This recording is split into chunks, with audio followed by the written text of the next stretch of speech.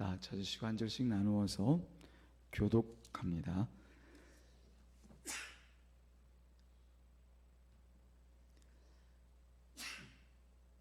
마태복음 27장 51절로부터 56절까지 한 절씩 나누어서 교독합니다. 51절입니다. 이에 성소 휘장이 위로부터 아래까지 찢어져 둘이 되고 땅이 진동하며 바위가 터지고 예수의 부활 후에 그들이 무덤에서 나와서 거룩한 성에 들어가 많은 사람에게 보이니라.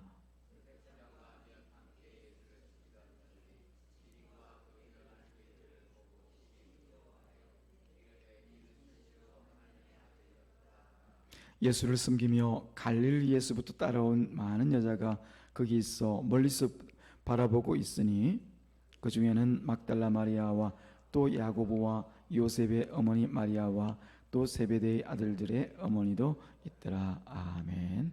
기도합니다. 하나님, 이 시간도 주님께서 우리를 또 주님의 말씀의 자리로 인도하여 주신 것을 감사합니다. 마태복음 말씀을 통하여서 지금까지 우리에게 말씀하신 하나님께서 이제 또 27장 이 말씀을 통하여서 하나님의 뜻을 깨닫게 하시는 복된 시간이 되기를 원합니다. 하나님 말씀하시고 또 우리가 듣는 시간이 되게 하옵소서. 예수님의 이름으로 기도드리옵나이다. 아멘. 우리가 지난주에 살펴본 예수님의 그 십자가의 현장을 우리가 기억하고 있습니다. 그 중에서 여러분들도 이미 아는 그런 장면이고 아마 수차례 말씀을 통해서 그 현장을 마치 눈으로 그리는 것처럼 여러분이 또 아는 분들도 계실 거예요. 그러나 그 중에서 가장 어떻게 보면 우리에게 충격적인 그런 장면이라고 하면 여러분 어떤 장면을 꼽으시겠습니까? 십자가에 못 박히시는 장면, 두 손목과 발목에 못 박히시는 그 장면, 아니면 예수님께서 6시간 동안 매달려 계신 그 장면, 아니면 우리가 가상 7원이라고 그러지요. 십자가 위에서 주님께서 말씀하신 7마디의 그 말씀, 그 모든 것 다 충격적이 아닐 수가 없습니다만은 저는 굳이 따지라고 하면은 그 중에서 가장 충격적인 장면이 바로 우리가 지난주에 같이 보았던 46절에 있는 그 말씀을 외치신 예수님이 아닌가라고 하는 거죠. 9시쯤에 외치신 바로 그 말씀입니다. 46절에 있는 바와 같이 엘리 엘리 라마 사박다니 라고 하는 이 말씀 말입니다. 그 옆에 있으니까 그대로 해석을 이렇게 해놓고 있죠. 나의 하나님 어찌하여 나를 버리시나이까 라고 하는 이 말씀인 거지요.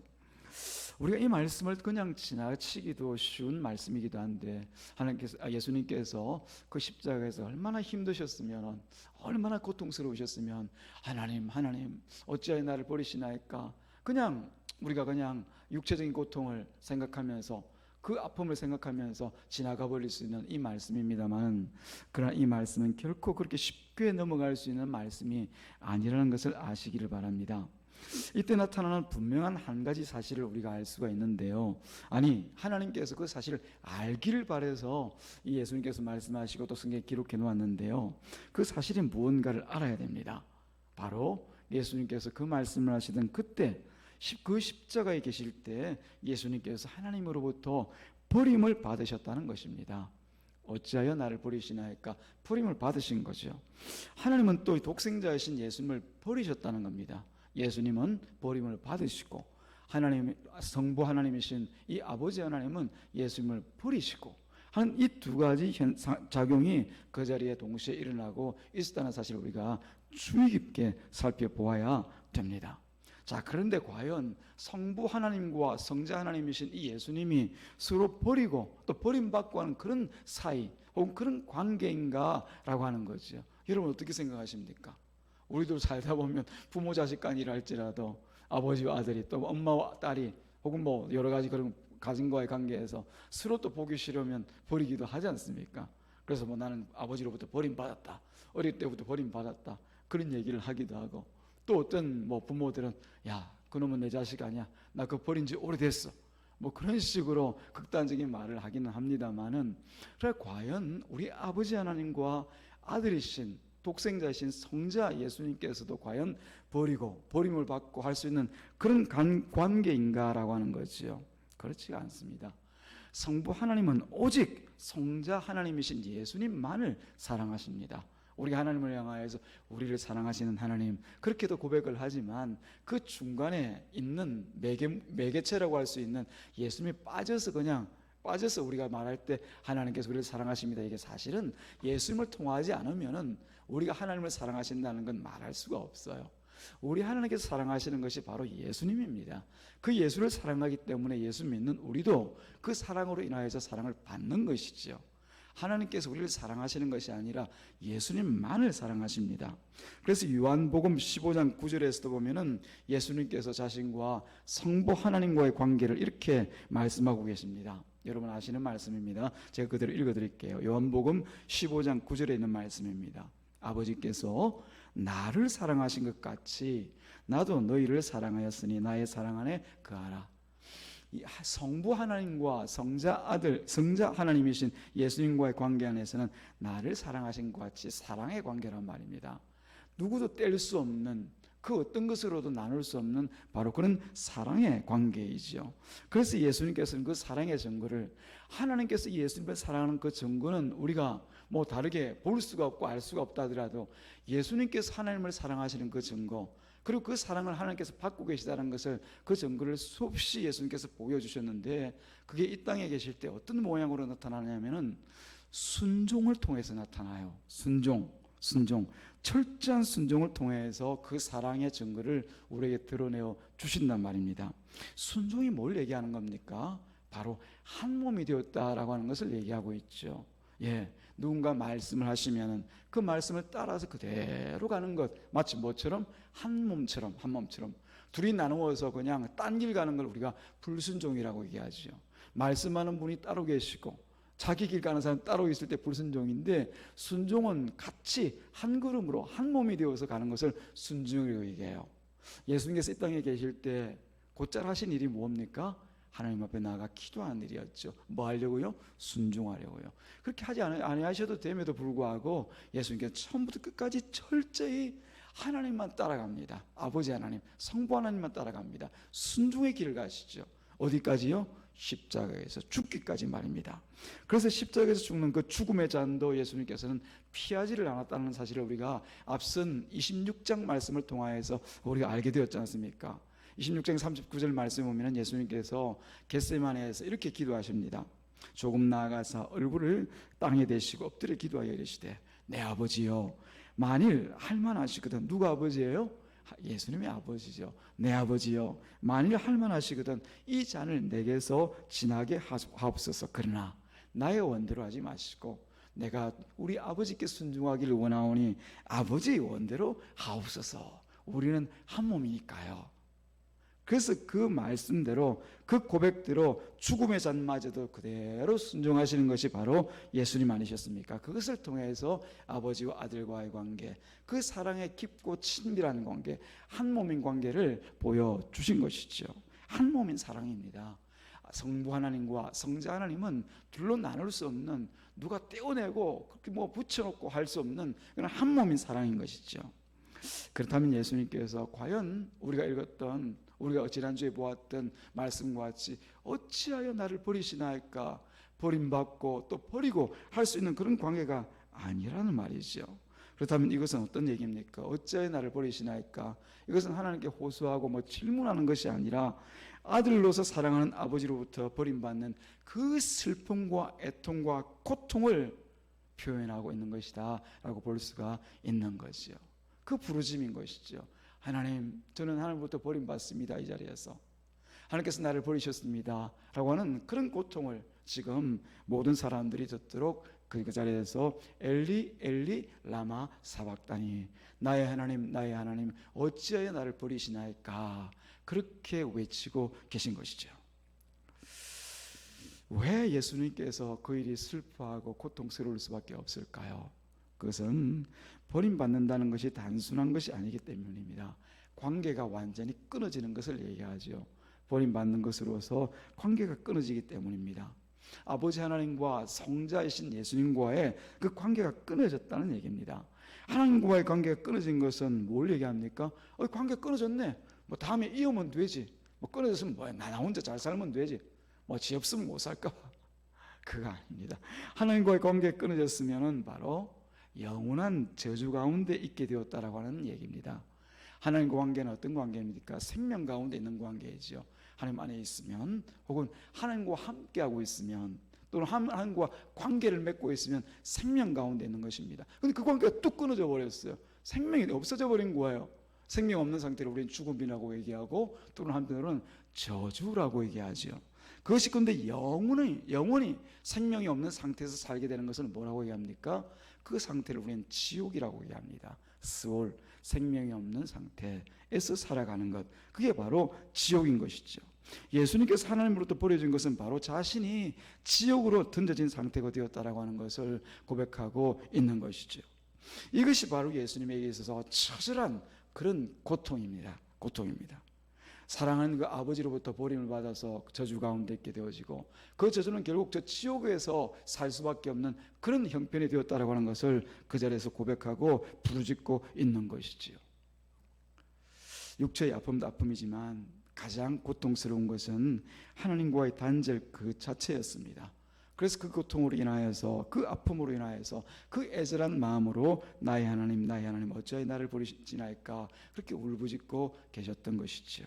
이 장면에서 단지 예수님께서 당하신 고통으로만 생각해서는 안 됩니다. 이게 누가 당해야 될 사실 고통입니까? 우리가 당해야 될 일들이거든요. 우리가 사실은 십자가에 매달려 가지고 그 모양으로 막 불러야 돼요. 하나님을 향해서 어찌하여 나는 하나님과 단절되었습니까? 어찌하여 나는 저주를 받게 되었습니까? 어찌하여 나는 저 지옥에 떨어지게 되었습니까? 그렇게 우리가 부르짖어야 되는 거거든요. 그래서 우리가 그 말씀을 하시는 예수님을 통해서, 혹은 그 십자가의 현장을 통해서 이 십자가의 실체를 똑바로 알아야 됩니다. 우리가 그냥 십자가 찬송할 때마다 십자가가 있고, 우리가 기도할 때마다 십자가가 있고, 또 우리가 뭔가 있으로 교회 안에서 뭔가 얘기할 때마다 십자가를 얘기하다 보니까 이 십자가가 어떻게 보면 통념적이고 상식적이고, 어떻게 보면 좀 굉장히 식상한 듯한 그런 느낌을 받을 때가 있어요. 그러나 십자가는 단 한순간이라도, 혹은 우리가 잠깐 정신을 팔아서라도 그런 식으로 십자가를 생각해서는 결코 안 됩니다. 이 십자가의 실체를 알고 나면은 결국 그런 의미로 십자가를 얘기할 수 있는 것이 아니라는 것을 알 수가 있죠. 우리 죄를 지신 예수님께서 당하시는 그 고통입니다. 예수님이 죄가 계셔서 그 십자가에 오르신 것이 아니라 바로 저와 여러분들의 그 죄 때문에 실제로 그 십자가에 오르셔서 그 고통을 당하고 계시는데, 그 진짜 고통이 뭔가를 예수님께서 말씀하신 거예요. 하나님으로부터 버림받는 고통, 그게 바로 십자가의 고통이라는 사실을 분명하게 말씀하신 것이죠. 예수님입니다. 하나님 다 아시는 그 성자 예수님입니다. 그런데 그 예수님에게도 얹어놓은 그 죄가 있다라고 하면은 그 죄 자체에 대한 하나님의 진노와 심판은 결코 물을 수도 없고, 혹은 용서하고 봐줄 수도 없다라고 하는 사실을 지금 말씀하고 있지 않습니까? 그 자체가 진노요, 그 자체가 바로 심판이요, 두려운 것입니다. 하나님은 비록 자신의 독생자이지만 죄를 대신해서 지고 있는 이 예수는 처절하게 버리십니다. 왜요? 죄 때문에요. 죄 때문에. 예수님께서 당하신 그 고난의 자리에 가장 가까이 계셨지만 철저히 침묵하신단 말입니다. 이게 버림을 받는 거죠. 무소부지하신 하나님께서 예수님께서 십자가에서 죽으시는 그 자리에서 아니 계셨겠습니까?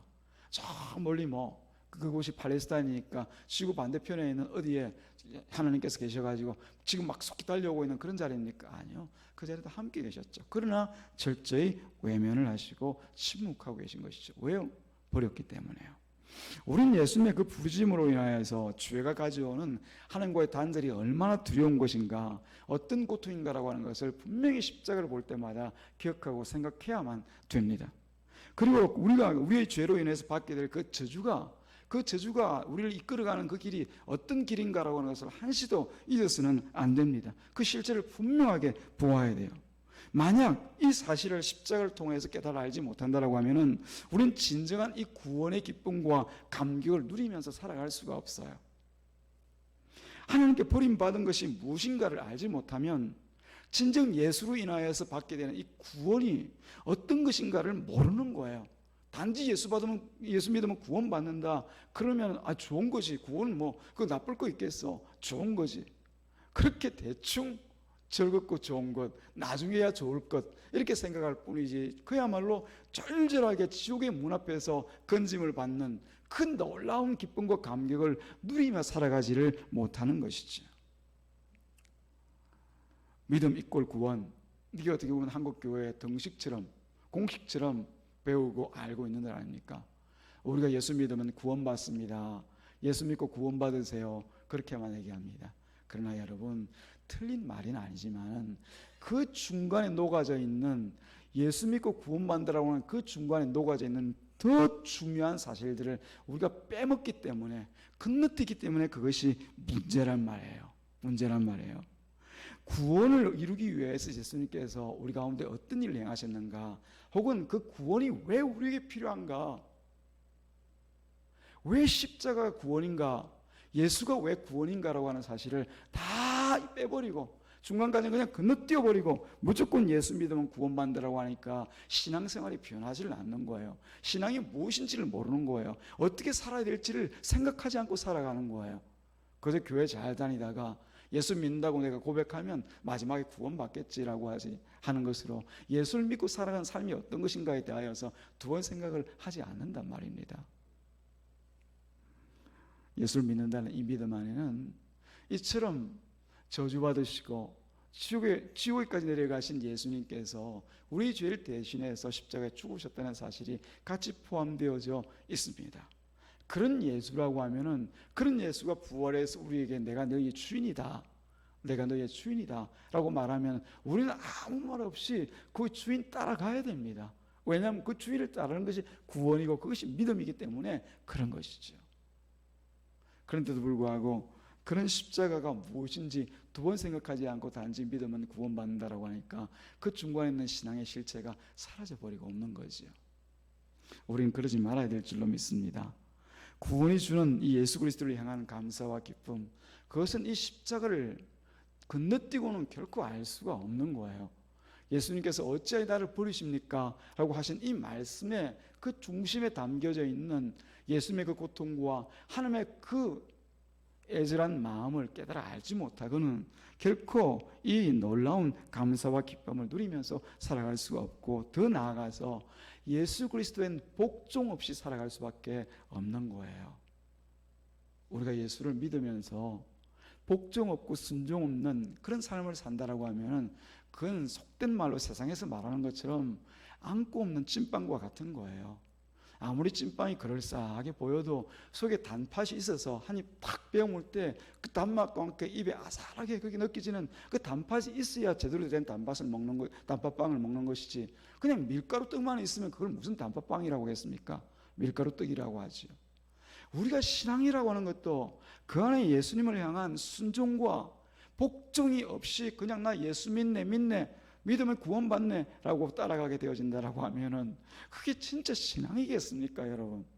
예, 딴짓만 하고 살다가 마지막에 가서 나 예수 믿으니까 구원해 주십시오, 그걸 하나님께서 왜 모르시겠어요? 그 사람이 믿는 자가 아니라고 하는 사실을 말입니다. 입으로만 믿는 자라고 하는 사실을 말입니다.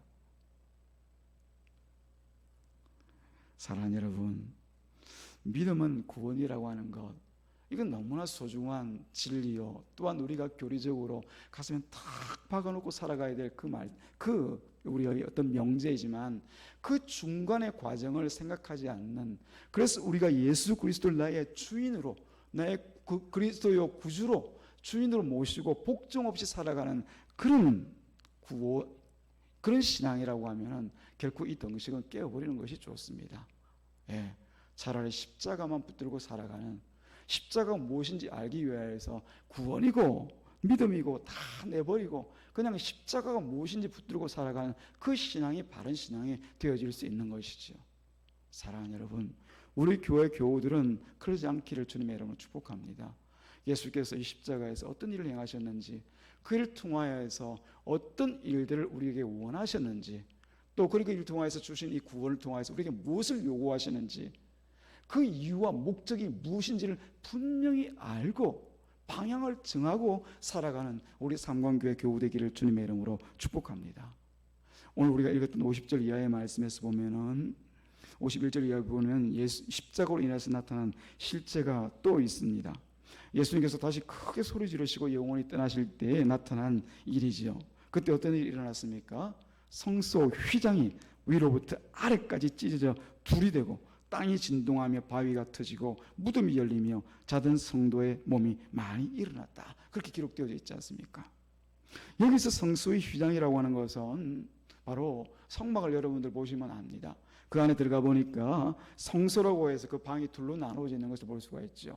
성소와 지성소입니다. 그런데 그 둘 사이가 어떻게 되어 있던가요?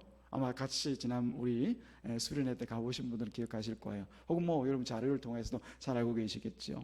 그 안에 보니까 하나의 막이 쳐져 있지 않습니까? 그리고 휘장이라고 하는데 커튼입니다. 커튼.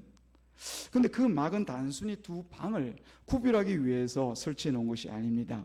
하나님께서 명하신 것으로 그 막은 곧 단절을 의미하는 것입니다. 여기와 여기가 막 가로막혀 있다고 하는 거죠. 어디와 어디가? 성소와 지성소가. 지성소는 잘 알다시피 하나님의 임재를 상징하는 곳입니다. 하나님 계신 곳과 사람이 있는 곳은 엄연히 담으로 가로막혀 있다, 단절이다 라고 하는 것을 상징하는 의미로 이 휘장이 쳐져 있습니다. 인간과 하나님의 단절을 상징하는 것이 휘장입니다. 어떤 인간입니까? 죄로 오염된 우리와 같은 인간 말입니다. 그리고 어떤 하나님이십니까? 거룩하신, 흠도 점도 없으신 이 하나님과의 관계 단절을 나타내는 것이 바로 그 휘장입니다. 그런데 그 휘장이 위에서부터 아래로 찢어졌다는 것은 그 단절이 하나님으로부터 인하여 깨끗이 사라졌다는 것을 상징하고 있는 것이죠. 그런데 그때 어떤 일이 일어났다고요? 예수님께서 버림받으신 그 장면에서, 예수께서 십자가에서 버림받아 죽으시는 그 장면에서 바로 그 담이 깨끗이 무너지더라, 사라지더라 라고 하는 것이죠. 이 휘장을 조금만 자세히 우리가 한번 살펴보십시다. 성소와 지성소를 가로막고 있던 그 휘장에는 그룹, 우리가 천사라고 얘기하죠. 그 그룹이 수놓아져 있습니다. 이 그룹은 어떤 그룹이냐면은 우리가 창세기를 생각해 보시면은 24장 말씀에 예수님께서 아담과 하와가 범죄하고 난 뒤에 그 에덴 동산에서 쫓겨날 때 하나님께서 그렇게 명하십니다. 하나님께서 그 두 사람을 쫓아내시고 에덴 동산 동쪽에 그룹들과 두루 도는 불칼을 두어서 생명나무의 길을 지키게 하셨다, 이런 표현이 있습니다. 그때 그 길을 지키는 자가 누굽니까? 이 그룹 천사 말입니다. 그래서 누구든지 생명에 접근하지 못하도록, 누가 주시는 생명? 하나님의 생명에 접근하지 못하도록 각 지키고 있는, 그게 바로 이 그룹이에요. 이 휘장이 무엇을 얘기하는지 알겠죠, 그죠? 누구도 이 하나님의 생명 앞에 생명으로 향해 나아갈 수 없다라고 하는 그것을 단절을 의미하고 있는 거예요.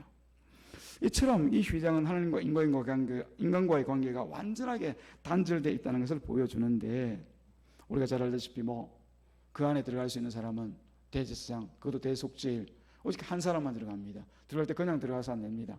온통 자기 몸에 피를 바르고 들어갈 수 있습니다. 그 누구에게도 열리지 않는 마치 견고한 벽과 담과 같은 것이 바로 성소의 휘장이 이제 둘로 쫙 찢어져 버립니다. 이것은 곧 하나님께 나아가는 그 길이 열렸다는 것을 의미하는 것이죠. 그 길을 열게 된 것이 어떤 것으로 인해서 열렸습니까? 다시 돌아가면은 바로 예수님께서 아버지 하나님으로부터 버림받은 것으로 인해서 그곳에 피 흘리심으로, 버림받고 피 흘리심으로 그 일 때문에 이제 열려지게 되었다는 것을 알 수가 있는 거죠. 그렇게 열어놓은 길들을 누가 가게 됩니까? 예수께서 부르시는, 또 예수를 믿는 우리와 같은 신자들이 그 열어놓은 길로 가서 새롭고 산 길, 즉 생명의 길로 나아갈 수 있게 만드신 것이죠. 예수님께서 버림받으시고 저주받은 그 길을 가심으로 인하여서 이제 우리는 하나님과 사이에 막혔던 그 원수 관계와 같았던 그 관계가 깨어지고 회복하여서 화목하게 되어졌음을 이제 상징적으로 볼 수 있는 것이 바로 위로부터 아래로 찢어진 이 휘장을 통해서 알 수가 있는 것이죠. 그 중요한 이유가 무엇 때문이었습니까? 예수님께서 성부 하나님으로부터 버림을 받으실 때 그 일이 일어났다라고 하는 것이죠. 사랑하는 여러분, 그리고 또 한 가지 일이 무언가 보셔야 됩니다. 51절과 52절까지 보여주시는 장면, 땅이 진동하고 무덤에서 잠자던 성도들이 일어나고 있습니다. 이건 어떤 의미일까요? 이것은 바로 예수님의 그 십자가로 인하여서 나타나게 될 생명의 역사가 어떻게 일어나는가를 보여주고 있습니다. 다시 말씀드리면 하나님과 화목하게 되어진 그의 백성들이, 부름받은 백성들에게 일어날 그 죽은 자가 다시 살아나는, 어떻게 해요? 하나님의 생명으로 다시 살아나는 그런 부활의 역사가 우리 가운데 있을 것을 미리 보여주고 계신 것이죠. 과연 예수님의 피 흘리심으로 인하여서 우리는 저주로부터 해방됩니다. 이로써 신자는 더 이상 사망에 갇힌 그런 몸이 아니라 부활의 생명 속에 속한 자로서 살아가게 되어지는 것이죠. 우리 흔히 정기적금을 드는 사람이 있을지 모르겠는데요, 정기적금을 매달마다 부어가면서 결국 우리가 바라는 것이 뭡니까? 마지막 만기가 되어서 받게 될 그 금액을 바라잖아요. 처음에는 뭐 10원, 10원 이렇게 해서 몇 10원 너무 작나요? 처음에는 한 만 원도 그런가요? 일단 뭐 만 원 이렇게 해서 몇 년 동안 부으면 마지막에는 우리가 1000만 원을 탄다고 생각해 보십시다. 그러면 적금을 붓는 사람이 기대하는 것은 뭡니까? 1000만 원을 바라고 기대하는 것이죠. 마지막에 있을 그거 말입니다. 매번 있을 이 만 원 보고 생각하지 않는단 말입니다. 만 원을 통장에 넣을 때는, 적금에 넣을 때는 아깝게도 여겨지고, 야 이거 진짜 이거 없으면 안 되는데, 이게 있어야 되는데, 하지만 적금에 넣고 나면 그게 결국 1000만 원이 돼서 돌아온단 말이죠. 그와 같이 우리가 이 땅에 살아가면서 때로는 고난을 당하고 예수 믿는 이 믿음 때문에 정말 세상에서 내 성격대로 못 살고, 또 한편으로는 내가 세상에서 예수님 말씀을 따르기 위하여서 이 세상과 어떻게 보면 버림받고 유리된 그런 장소에서 내가 살아간다 할지라도 우리가 그 가는 길을 기쁨으로 갈 수 있는 것은 뭐 때문입니까? 결국 마지막 때 찾게 될 이 놀라운 하나님의 약속 때문에 그런 것 아닙니까? 내가 영원히 산대요. 어떻게 해요? 죽어서 영원히 지옥 갈 줄 알았는데 하나님과 함께 천국에서 영원히 살게 된대요. 언제와 같이? 예수님께서 부활하신 것과 같이, 그때와 같이 우리도 부활하여서 영원히 살게 된다라고 하는 것을 예수님께서 보여주시는 것이지 않습니까? 다시 말씀드리면 예수님께서 십자가에서 버리심을 받고 죽으신 그 죽음, 곧 예수께서 받으신 그 저주로 인하여서 우리에게 무엇이 이루어졌는가라고 하는 것을 이제 우리에게 다 보여주고 계시지 않습니까? 이것 없이는 우리가 예수 십자가를 안다고 말하면 안 됩니다. 예수께서 받으신 그 저주는 우리에게 구원이 되어서 들어오게 되어 있습니다. 우리가 잘 아는 이사야서에서 이사야가 예언한 그 말씀과 같이 이사야서 53장 말씀에 보면은 그가 찔림은 우리의 허물 때문이요, 그의 상함은 우리의 죄악 때문이라. 그가 징계를 받음으로 우리는 평화를 누리고 그가 채찍에 맞음으로 우리는 나음을 받았더라. 이 말씀이 예수님의 십자가에서 그대로 성취가 되어진단 말입니다. 그렇다면 우리에게 나타난 일은 뭡니까? 예수님의 그 십자가 죽음 때문에 우리 허물이 회복되고 우리의 죄악이 회복되고 우리가 평화를 누리고 우리는 나음을 받고 하나님 앞에 서게 된다는 것을 보게 되어지는 것이죠. 뭐로부터 낫는 겁니까? 육체의 질병이 낫는 거 아니요. 생명이 없는 그 죽음, 그 저주로부터 나아서 이제 영원한 생명의 자리에 우리가 서게 된 것을 말씀하고 있는 것이죠. 사랑하는 여러분, 여기는 우리는 누가 뭐라고 해도 예수님이 받으신 그 고난으로 인하여서 생명의 복을 누리게 된 사람들입니다. 아멘이십니까? 저는 아멘입니다. 우리의 저주는 예수 그리스도 안에서 이미 끝났습니다. 할렐루야.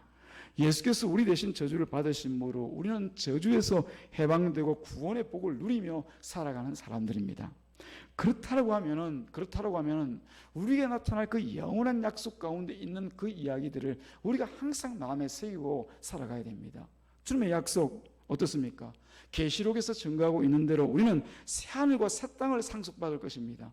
세상 사람들은 이 땅에 뭐 재산 좀 남겨놓고 간다고 해서 자랑하고 또 그것을 든든하게 여깁니다. 나중엔 자기가 하나도 들어오지 못할 그것들을 남겨놓으면서 되게 마음 뿌듯하게 여기고 살더라고요.